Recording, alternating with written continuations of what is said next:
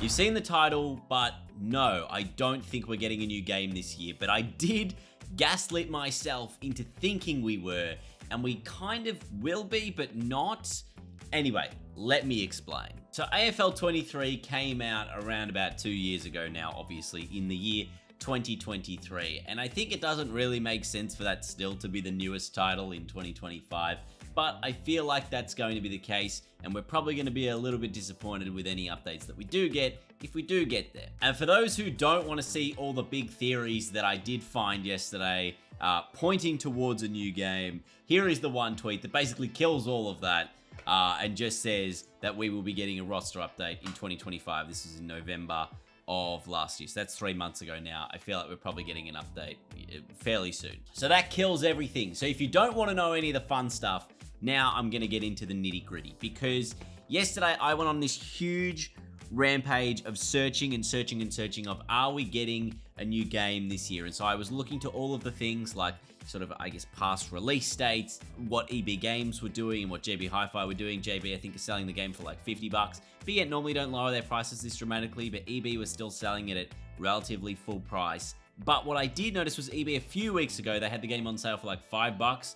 So it does not exist in a PS5 version. You can't buy a PS5 AFL 23 at all anymore, which made me think they were clearing the old stock to get a new game in. So I continued my research, and what did I find? Of course, a lot of my research included a lot of stalking of the Big End forum to find out what I guess they were talking about recently.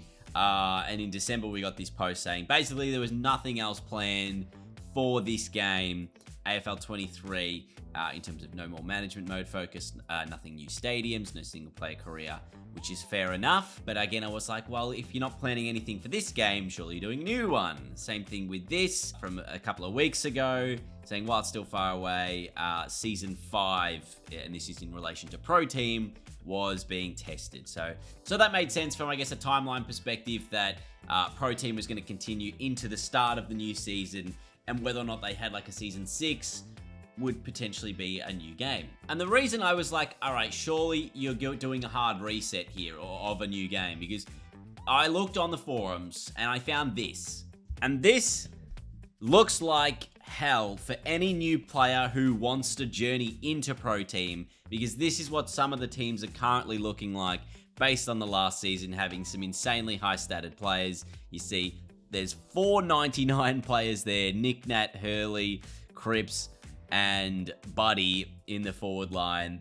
Like, if you're starting a new game, or not a new game, but like an updated game, hoping people will reintroduce, and that's your barrier to entry for online games, I'm sorry, but I don't think people are going to be sticking around and playing it going, I'm too far behind, I'm probably not going to open any packs. That being said, some people might want the thrill of trying to beat a team with a lower ranked team.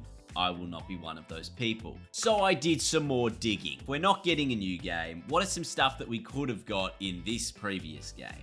And I looked at some people who either work there or used to work there, and tried to find old concept designs for what things could have looked like way back when, because obviously it's a release game now, people add these things to their portfolios. And I found this old concept art of the Pro Team mode, which basically did include coaches in it. There was a John Longmire card there. So they were planning on having the coach cards as some part of Pro Team. Maybe they were having the intention to do some sort of team chemistry thing like you see in FIFA, although I think that's changed quite a lot in there. But the other thing I did find was a concept UI for a marketplace. So this is something that could potentially be added.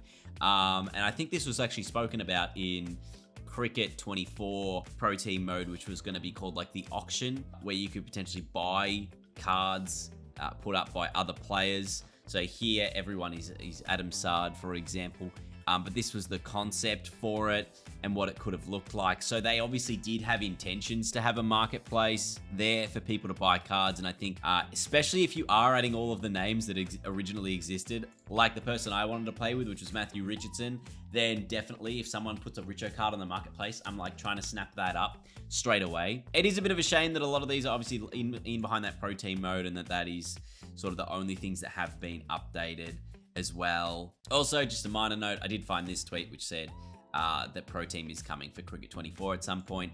I don't know when, but apparently it is. So I guess they're trying to put that in line with what they've done with AFL. So back to AFL, and we're not getting a new game, which I know we're not getting a new game now because of all of these other things that I have found and discovered. But it does look like we're getting a re-release of AFL 23.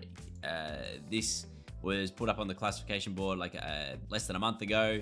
AFL 23 Pro Team bundle. So I imagine this is probably why EB were clearing a lot of stocks. Is that they are going to re-release AFL 23, probably with, you know, a lot of virtual currency or something in that edition to try and get new players in and to sort of beef up their team so that they're not coming up against, you know, this piece of shit. Sorry, Don't Argue For, whose team I have completely stolen and obliterated. But I mean, if I'm a new player and I'm coming up against this, I'm probably deleting the game. I'd rather play against Fortnite bots and get as many kills as possible. There was also this on the 15th of February, which was just another AFL 23 classification. Maybe they had to do it twice or something. So I assume it's just going to be a re-release for 2025, which is a bit of a letdown. It does mean that we're probably not getting any significant improvements in the gameplay until a new AFL game in AFL 26. But at least you'll get your new draftees and your Sam Lawlers, who will hopefully be playing round 1. And I guess as a Richmond fan, I want all of my new players. I want my Smillies. I want my Lawlers. I want my Harry Armstrongs. I want my Toby Travaglio is Securdo, isn't he? I want my Taj Hottons, you know? So anyway, that's it. That's the research I did. I definitely gaslit myself because I did all of the research until I found the tweet saying that it was not happening, basically beforehand. Which is a damn shame because I really would have enjoyed at least something fresh. You know, I feel like sometimes the new game doesn't have to be good because we all know it's probably never going to be that good. I just wanted something a bit fresh because after 2 years of AFL 23, I really still am not. I don't get the same level of, yes, I really want to play this as I probably have in the past. Maybe I'm just getting old, or maybe the game's just not very good.